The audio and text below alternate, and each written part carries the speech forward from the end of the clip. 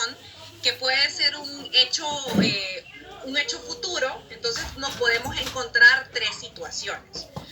Una, que la condición de un hecho presente o pasado, que el testador, o sea, en este caso, pues coloca la condición. Y recuerden ustedes que estamos hablando de que nosotros hacemos el testamento en un momento de nuestra vida, colocamos la condición y no necesariamente nos morimos, ¿verdad? En ese momento, o sea, yo puedo hacer mi testamento y yo puedo morirme más adelante, o sea, yo puedo morirme 1 año después, 10 años después, etcétera. Entonces, ¿qué sucede? Muchas veces no vamos a tener nuestro testamento actualizado. Entonces, podemos tener un hecho pasado, o sea, una condición que la colocamos, pero al momento en que el testador fallece, la condición ya se cumplió. Entonces, puede también suceder que la condición existe o ha existido. Entonces, como ya existió, en este caso la condición se va a colocar como no puesta, o sea, se ve como no escrita, porque ya existió y ya se dio esta condición que estaba colocando el testador. Y luego tenemos si no existe o no ha existido, o sea, si es algo que no existe, o sea, y que no hay posibilidades que exista, entonces en este caso no va a valer la disposición.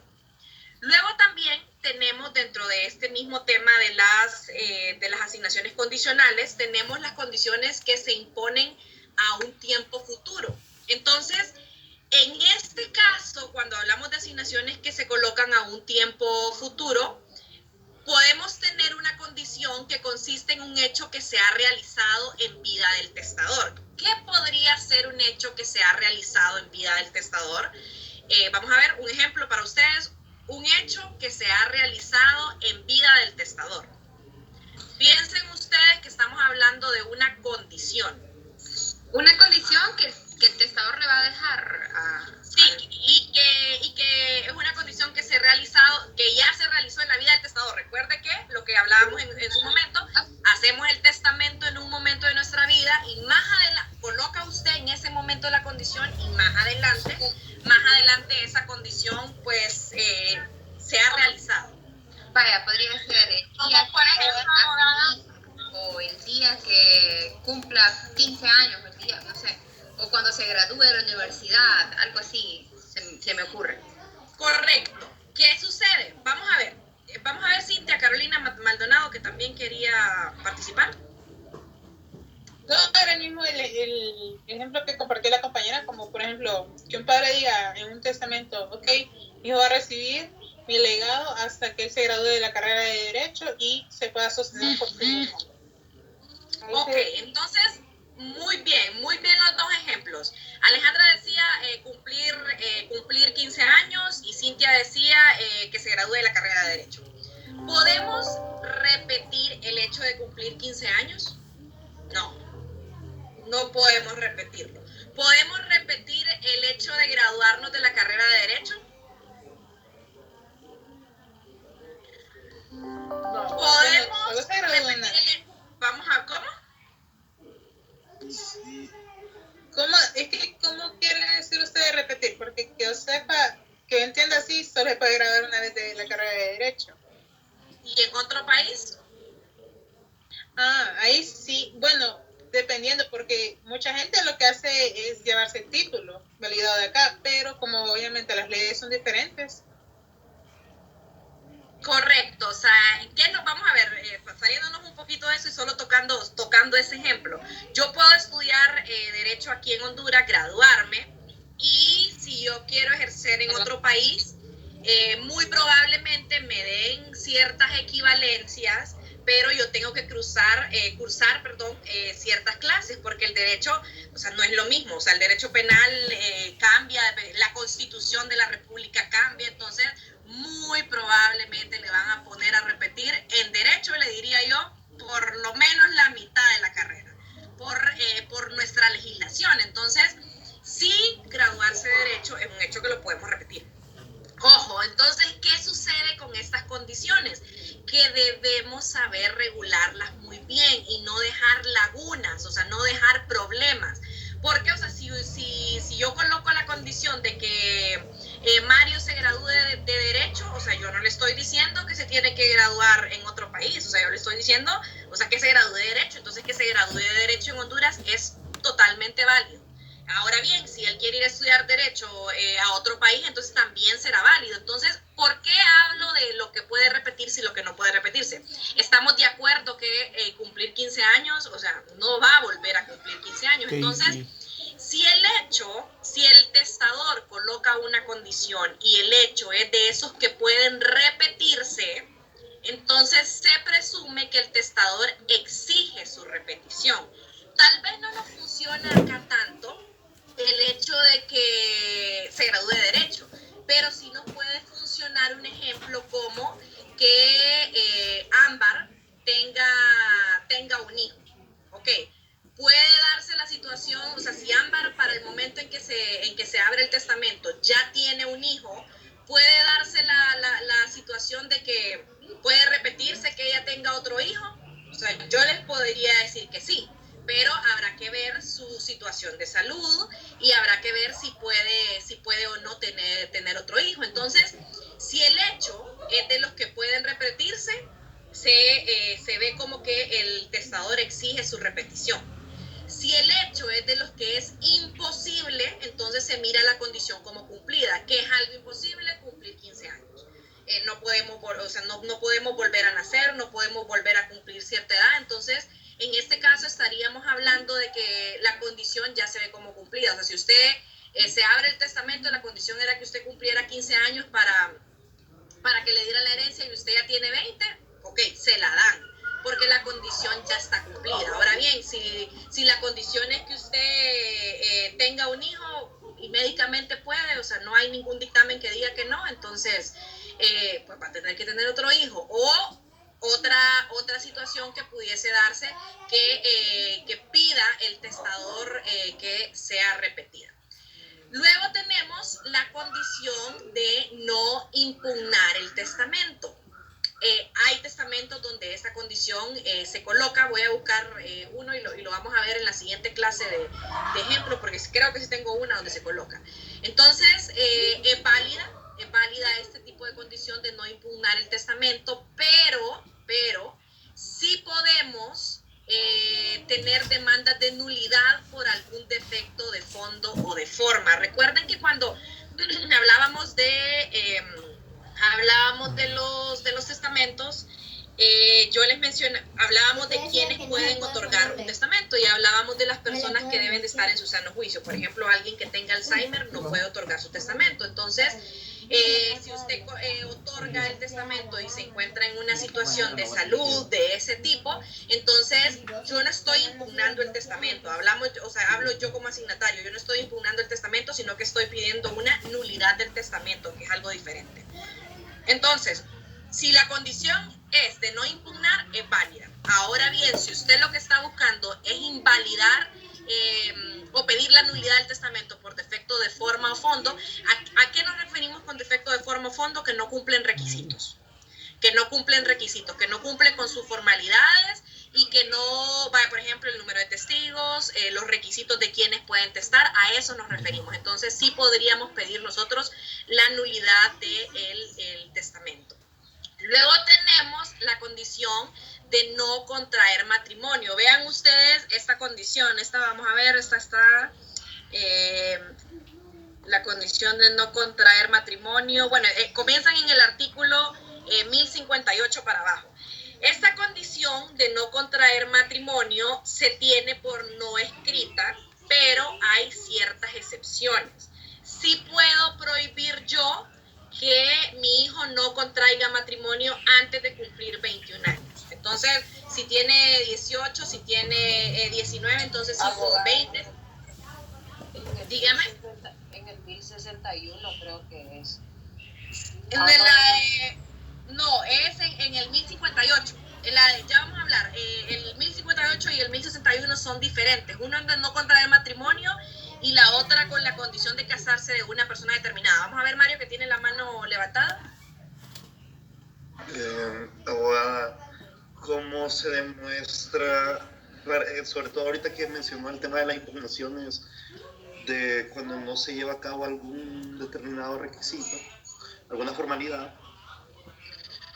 Me atrevería a decir que por experiencia personal la mayoría de estas cosas muchas veces no se llevan a cabo con tanta formalidad. Pero ¿cómo se impugna esto? Es decir, porque lograr demostrar eso, es decir, lo importante hasta cierto punto es que se haya llevado a cabo hasta cierto punto. Pues es lo que entiendo yo y es lo que he visto. ¿O me equivoco? Vamos a ver, es que no me queda claro, o sea, no me queda claro su pregunta. Vuélvala a reformular. A ver. Vaya, conozco un caso, por ejemplo,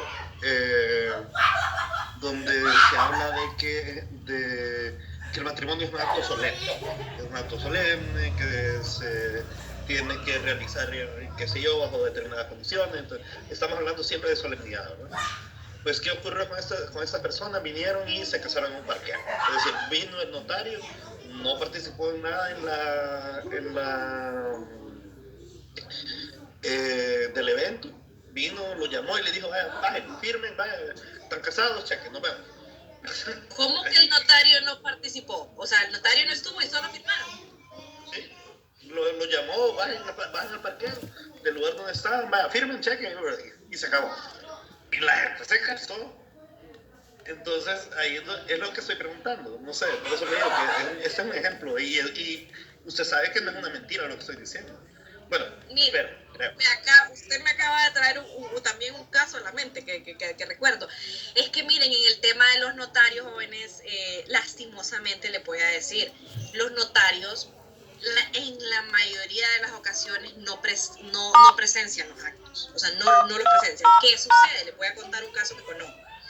Conozco en los bancos, quienes han firmado su préstamo en banco, no me van a dejar mentir, o tal vez ni cuenta se han dado, pero ¿ante quién firma usted? Ante el oficial de negocios y probablemente un abogado del departamento legal, pero pregunte usted si ese es el notario. No, ese no es el notario. El notario únicamente manda su protocolo, firma usted con un abogado y firma con suerte con un abogado. Conozco bancos donde usted solo firma frente al oficial de negocios. Pues conozco un caso aquí en Honduras hay un bufete muy reconocido, o sea, excelentes abogados. Ellos trabajaban para un banco.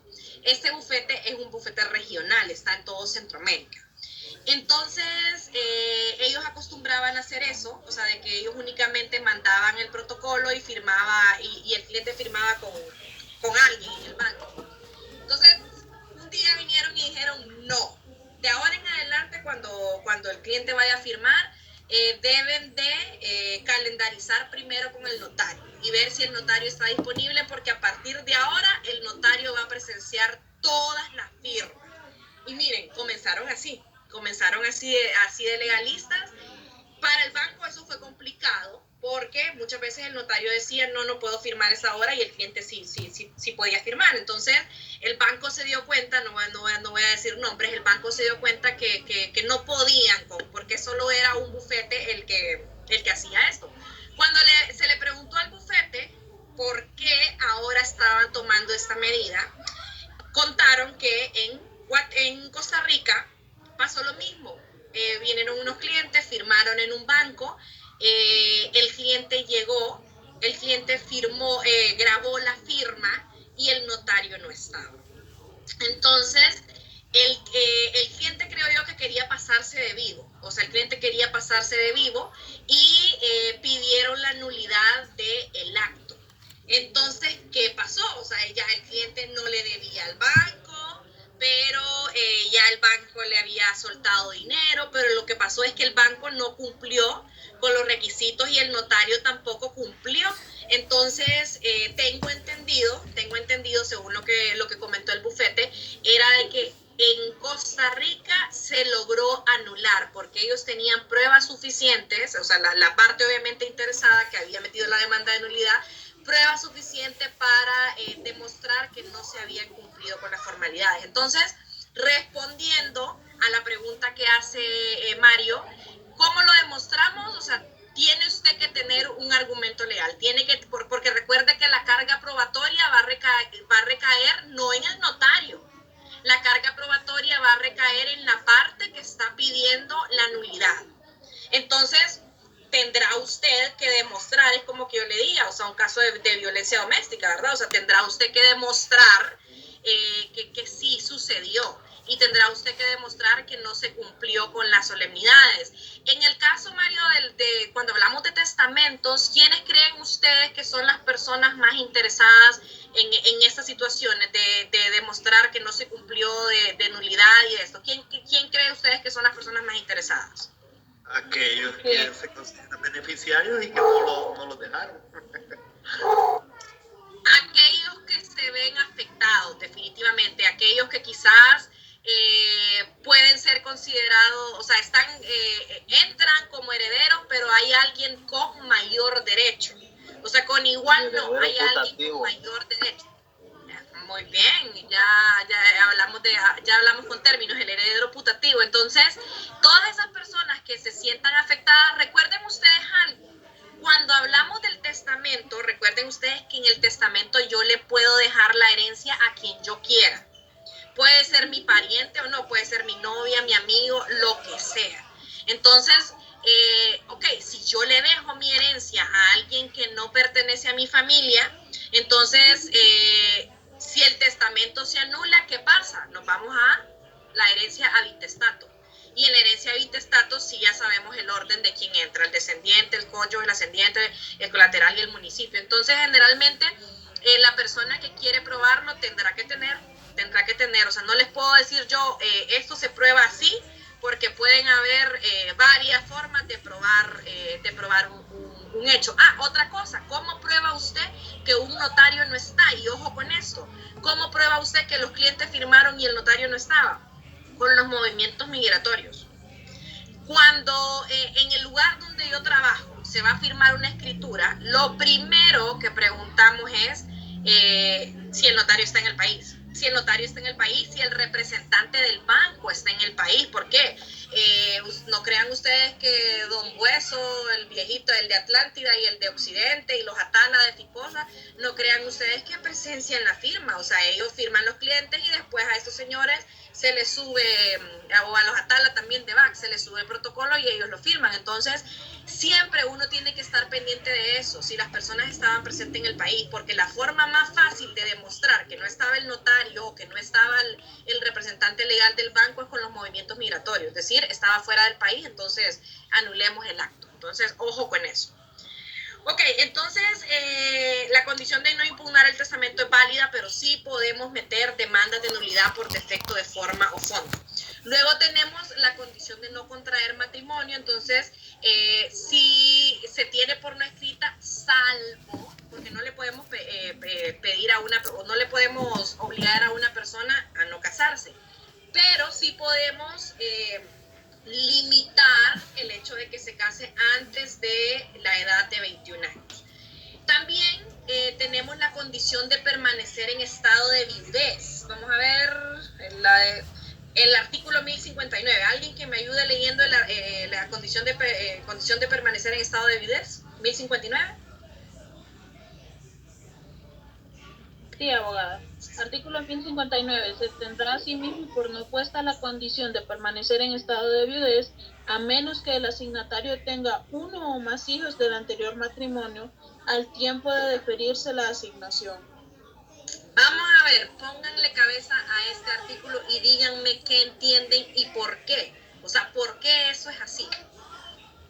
Vean todos ustedes que están casados o se van a casar, para que puedan dejar la condición.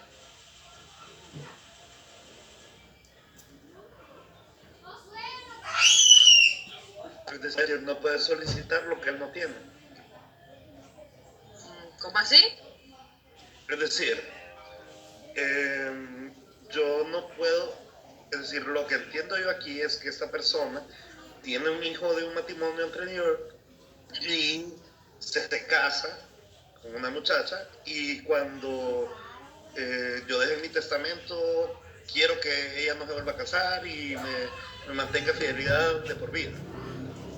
Ajá. ¿Me equivoco? ¿Alguien más? Vamos a ver, ¿Alguien más? ¿Alguien más?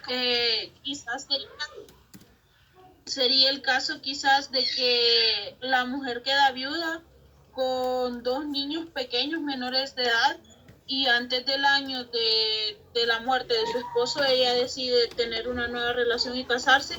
Entonces, según lo que yo entiendo en este artículo, sería que no podría hacerlo por miedo, digamos, a que su pareja llegue a intervenir en los bienes que podrían ser de los hijos o algo así. Vamos a ver, más o menos, pero se nos perdió al final. ¿Cómo funciona este artículo? ¿Alguien? ¿Sí? ¿Te diga a lo de la cuarta conyugal? No, todavía no vamos hablando de la cuarta conyugal. Vamos a ver, Carla.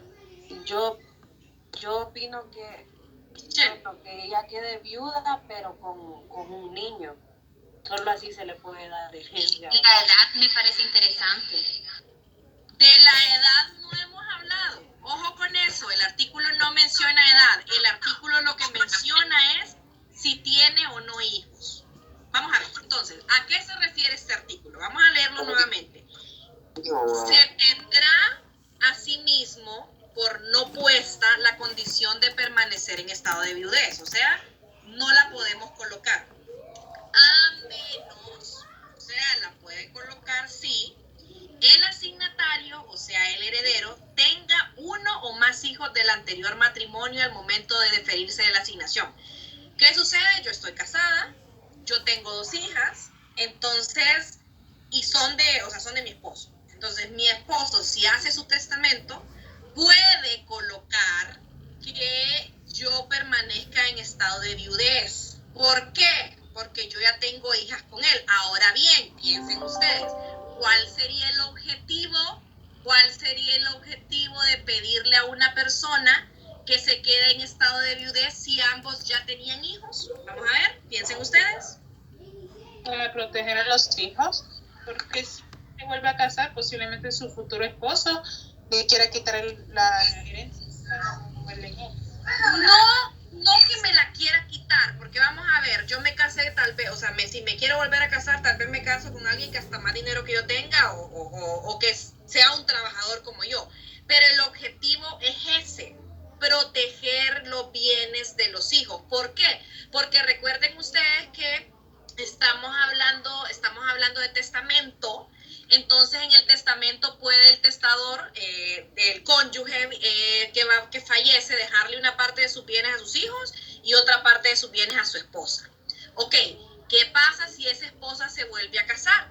Entonces, los bienes de ella ya podrían confundirse con los bienes, y tal vez los bienes de ella son bienes que los tiene porque los adquirió de su difunto marido. Entonces, ya sus bienes podrían mezclarse con los bienes de su nuevo esposo. Entonces, si ella fallece, ¿quién también tiene derecho de quedarse con los bienes? Su nuevo esposo. O sea, en el caso de que le llegue a tocar, por ejemplo, una cuarta conyugal, entonces el nuevo esposo se queda con el derecho de la cuarta conyugal. ¿Y de quién eran esos bienes? Del difunto. Entonces, ¿qué es lo que estamos buscando con este artículo? Proteger los bienes, o sea, proteger los bienes de los hijos prácticamente. Proteger los bienes de los hijos. Entonces, vuelvo y repito, si no tienen hijos, no puede colocarse la condición. Si tienen hijos, puede colocarse la condición. Ahora bien, una cosa es que se cumpla y otra cosa que no. O sea, si usted al final quiere casarse, pues cásese. O sea, puede casarse. Pero a lo que no va a tener derecho es a la herencia de su cónyuge. Miren, jóvenes, esta es una condición bien difícil. Esta y varias de las que están aquí son condiciones difíciles porque me puede decir, abogada, pero ¿qué pasa si se juntan y se queda en unión libre? Bueno, el artículo decía matrimonio, no decía unión libre. Entonces yo como abogada, queriendo salvar a mi cliente y darle una opción, yo le diría, bueno, no se casen, o sea, viven en unión libre. Entonces, siempre, recuerden, probablemente ustedes van a ser los herederos, perdón, o van a ser los herederos o van a ser el abogado. Entonces, siempre traten de buscar la salida.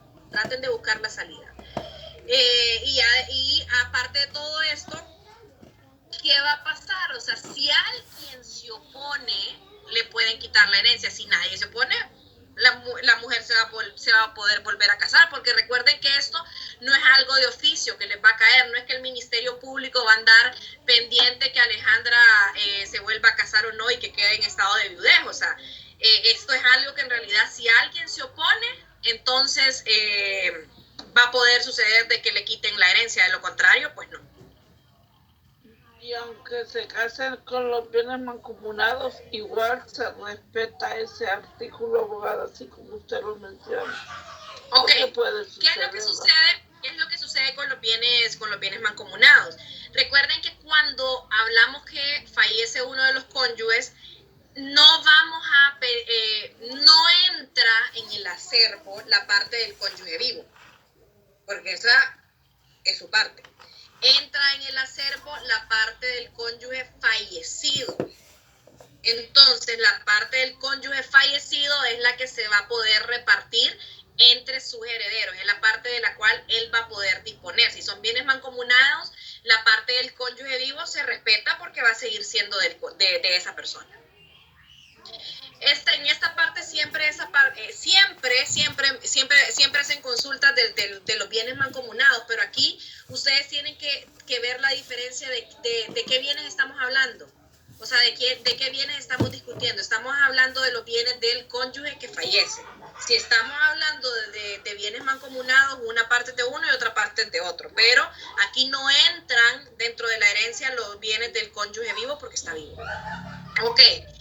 ¿Qué otra condición podemos tener? La condición de casarse o no casarse.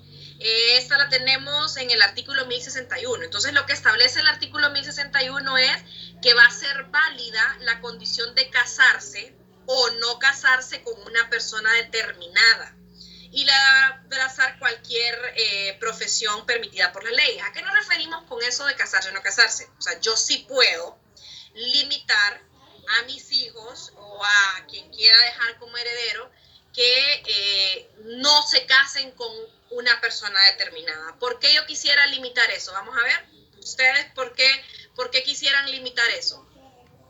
Vaya, les voy a contar un caso que conozco. Conozco una muchacha que su familia tiene mucho dinero, pero siempre la tuvieron así como bien, o sea, que no la dejaban hacer nada. O sea, se graduó en una escuela bilingüe, entró a la universidad, estudió turismo. Entonces, por la carrera que estudió, empezó a viajar, que ir a Ceiba, a Roataña, lugares así turísticos de Honduras. En uno de esos viajes, cuando les estoy contando que esto pasó, ella tenía aproximadamente unos 24 años. En uno de esos viajes, ella conoce a un señor, pero un señor, o sea, con casi pelo blanco. Bueno, es que hasta abuelo era, pues solo les puedo decir. Señor. Entonces, pero el señor también tenía mucho dinero, o sea, mucho dinero. Entonces, pero creo que tienen más dinero los papás de ella. Entonces, los papás de ella, o sea, estaban infartados, así les digo, infartados de la situación, porque la muchacha se enamoró tanto del hombre que se fue a vivir a Ceiba con el hombre. O sea, el hombre ya tenía los hijos más grandes que ella, ya tenía nietos. O sea, de las personas que la conocemos a ella, nadie podía creer que en realidad se había enamorado. Y les digo que se había enamorado porque ella tenía mucho dinero, su familia tenía mucho dinero y el señor también. Entonces, realmente que de parte de ella era amor. ¿Qué sucede? Los papás le quitaron el habla. Y literal, los papás todavía no se han muerto, pero sí personas bien cercanas a los papás dicen que para ellos es como que su hija esté muerta, y dentro del testamento tienen la condición que, porque recuerden que ella es descendiente, entonces si fallecen los papás, ella puede pedir la herencia porque está en primer lugar de línea de sucesión. Entonces, en el testamento los señores tienen que si su hija se casa con el hombre, no va a poder recibir la herencia. ¿Qué es lo que sucede? Y volvemos a lo mismo. Habla de si se casa, pero ya viven juntos. ¿Y cómo prohíbe usted eso? O sea, no hay una condición donde yo diga que puedo prohibirle a alguien vivir con otra persona. Entonces, es una condición válida. O sea, ¿por qué podría yo poner esta condición? Por la situación que les digo, porque no le conviene, porque porque es un enemigo de la familia, porque es un drogadicto, porque es un marero. O sea, ¿cuántos casos no se han visto de personas que se meten con personas que no tienen futuro, vamos a decir así, con personas que no tienen futuro? Entonces, son condiciones válidas, o sea, son condiciones que como papás nos sirven en algún momento. Que por lo menos conocerlas, ¿verdad? Conocerlas, o sea, ahí le van a odiar de por vida, ¿verdad? Pero ni modo. Bueno, también tenemos la... Dígame. Para dejarlo más claro, digamos, se podría poner que se prohíbe casar con X persona o vivir en unión libre, porque el artículo no lo dice, pero en el testamento se puede. No sería válido, porque, o sea, no sería válido porque no está permitido. Si usted se fija, lo que le dice es casarse. Entonces, por eso le digo yo, o sea, vivir con la persona perfectamente podría pasar. No casarse con un youtuber, no sé, o alguien así, influencer. Vale. Sí, o sea, y bueno, y también tenemos la condición de la de abrazar una profesión cualquiera permitida por la ley. O sea, no casarse con una persona determinada y la de abrazar una profesión cualquiera. ¿A qué se refiere esto? Que yo quiero prohibirle a mi hijo que estudie una profesión. Vaya, hace poco se murió un muchacho por COVID, así bien medio conocido, que era rockero y sus papás, o sea, eran personas súper conocidas, o sea, profesionales muy destacados. Y el hijo, dicen que cuando el hijo se graduó de la universidad, porque se graduó de la universidad, cuando el hijo se graduó de la universidad, es de esos que le dicen, mire, aquí está su título, aquí está lo que usted quería que yo estudiara, pero a partir de ahora nos vemos. Y se fue incluso a vivir a vivir a otro lado porque él no quería hacer eso, pues él lo que quería hacer era músico, él lo que quería era ser rockero. Entonces, es válida la condición de prohibirle a una persona estudiar una profesión que los papás no quieren. Injusto, ¿verdad? Pero bueno, al final estamos hablando de lo que es válido. Y luego tenemos las asignaciones. Dígame. En este mismo artículo también es válida la posibilidad, por decirlo de alguna manera, o la condición de que le exija que, por ejemplo, en primera opción, que se case con una persona determinada o que estudie una carrera determinada. O sea, en ambos sentidos funciona. En ambos sentidos, o sea, la de casarse es de casarse o no casarse. O sea, imagínese la de casarse, o sea, la de casarse, puchica, o sea, este código de la época de la edad de piedra, porque estamos hablando de que le pueden obligar a usted a casarse. O sea, al final, jóvenes, recuerden algo, no es que le están obligando a casarse, o sea, es que usted no puede recibir la herencia si no cumple con la condición, a eso nos estamos refiriendo. Y por último, tenemos la condición, que ya habíamos hablado de la condición suspensiva y resolutoria. Eso lo hablamos en los primeros días de clase. Entonces, mientras existe, recuerden que cuando hablamos de condición suspensiva y resolutoria, hablamos de situaciones que mientras no se dé la condición, no se entrega la herencia. O, al contrario, se entrega la herencia, pero si pasa algo que estoy colocando que no debería de pasar, se la quito. Como por ejemplo, si se casa con el fulano. Entonces, yo le doy la herencia, pero si usted se casa con él, se la quito. Entonces, mientras estas condiciones no se cumplan, más que todo las que son a un suceso futuro o incierto, mientras estas condiciones no se cumplan, entonces no puede entregarse la herencia, más que todas las condiciones que son para entregar la herencia más adelante, hasta que se cumpla la condición. Y otra situación es que si el asignatario, o sea, si el heredero muere antes de cumplirse la condición, no adquiere nada. Por ende, no puede transmitir a sus herederos derecho alguno. ¿Por qué? Porque la herencia nunca fue de él. Entonces, no pueden reclamar sus herederos la herencia. ¿Dudas, jóvenes, acerca de ese tema? Creo que funciona, ¿verdad? El hecho de ¿Perdón? Yo tengo una duda. digamos, por ejemplo, si la condición es que tu hijo se casara y tuviera una familia, pero por una causa X, él queda viudo, ¿en qué queda esa parte?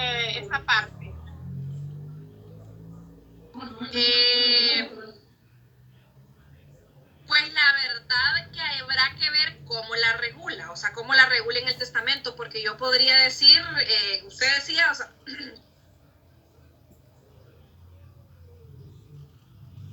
la familia es el cónyuge, o sea, la familia inicia desde el cónyuge. ¿Perdón?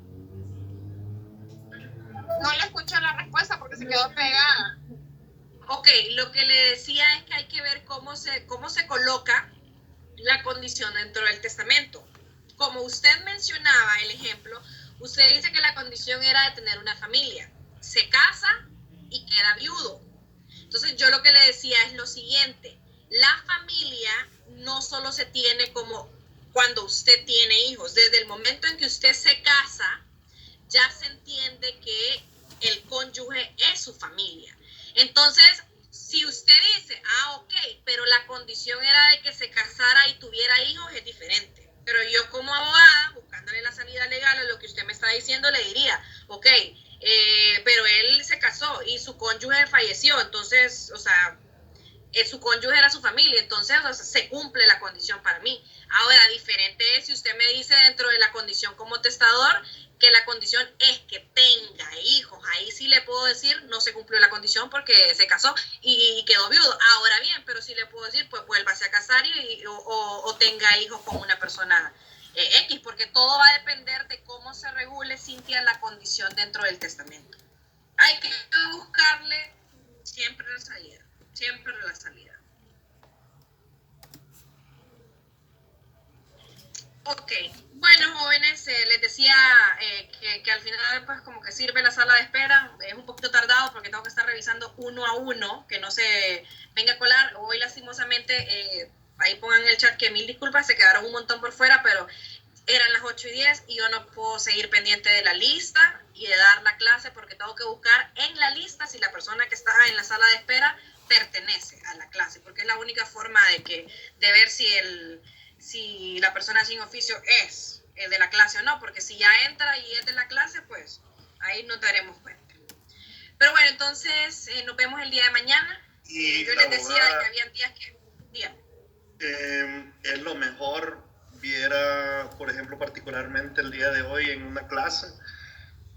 Hablo por mi persona, me fue súper mal en el examen y es una clase que es importante y que porque este individuo está interrumpiendo y el catedrático no ha tomado las medidas pertinentes, no se le ha podido prestar la atención adecuada. Entonces, realmente es lo mejor ahora. A mí me dio, se le puede decir algo, a mí me dio mucho pesar ayer, o sea, ya revisando la lista de la asistencia, por ejemplo, Borman, que es un alumno que creo que es la segunda vez que lleva clase conmigo, creo que llevo bien, o sea, Borman es una persona responsable, ella es una persona adulta, y no lo dejaron recibir la clase, lo sacaron, cada vez que entraba lo sacaron, entonces, digo yo, ¿qué escucho de la clase? No escucho nada. Entonces, para los que probablemente estén molestos en el chat, digan, bueno, si ustedes entran antes de las 8:10, van a tener la oportunidad porque yo lo voy a admitir. Pero los que no entraron, jóvenes, ya eran las 8:10 y no puedo estar pendiente de la clase, de la lista y más si tengo presentación. Hoy porque no tenía, pero no puedo estar en las dos cosas. Entonces, lo siento mucho. Si ustedes están temprano, no va a haber ningún problema.